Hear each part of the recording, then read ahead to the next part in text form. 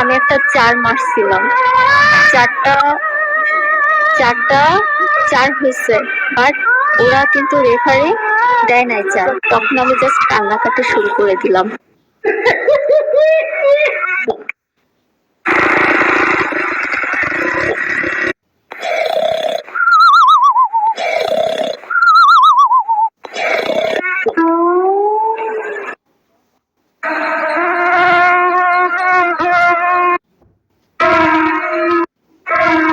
ওইখানে আমি একটা 4 মারছিলাম, চারটা 4 হয়েছে, কিন্তু রেফারি দেয় নাই 4।